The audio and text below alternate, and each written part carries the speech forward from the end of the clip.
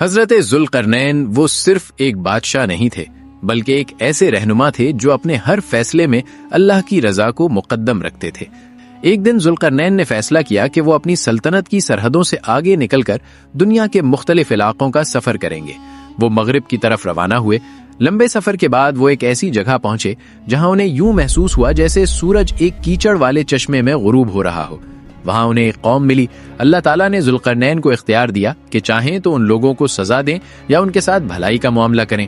ذوالقرنین نے عدل سے بھرپور جواب دیا، جو ظلم کرے گا ہم اسے سزا دیں گے، اور جو ایمان لائے گا اور نیک عمل کرے گا اس کے لیے بہترین بدلہ ہوگا۔ اس کے بعد ذوالقرنین نے مشرق کی طرف سفر کیا۔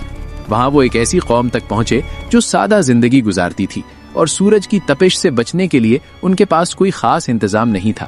ذوالقرنین نے وہاں بھی انصاف اور حکمت کے ساتھ معاملہ کیا، لیکن ان کے سفر کا سب سے حیران کن واقعہ ابھی باقی تھا۔ اپنے اگلے سفر میں وہ دو عظیم پہاڑوں کے درمیان ایک وادی میں پہنچے۔ وہاں کے لوگ مشکل سے بات سمجھتے تھے۔ انہوں نے ذوالقرنین سے فریاد کی، اے ذوالقرنین، یاجوج اور ماجوج زمین میں بڑا فساد کرتے ہیں، کیا آپ ہمارے اور ان کے درمیان ایک دیوار بنا سکتے ہیں؟ ہم اس کے بدلے آپ کو مال دیں گے۔ ذوالقرنین نے جواب دیا، میرے رب نے مجھے جو کچھ دیا ہے وہ تمہارے مال سے بہتر ہے، تم بس اپنی طاقت سے میری مدد کرو۔ پھر ایک عظیم کام شروع ہوا۔ لوہے کے بڑے بڑے ٹکڑے لائے گئے، پہاڑوں کے درمیان ایک بلند دیوار کھڑی کی گئی اور پھر اس پر پگھلا ہوا تانبا ڈال دیا گیا۔ یہ دیوار اتنی مضبوط تھی کہ یاجوج ماجوج نہ اسے چڑھ سکتے تھے نہ توڑ سکتے تھے۔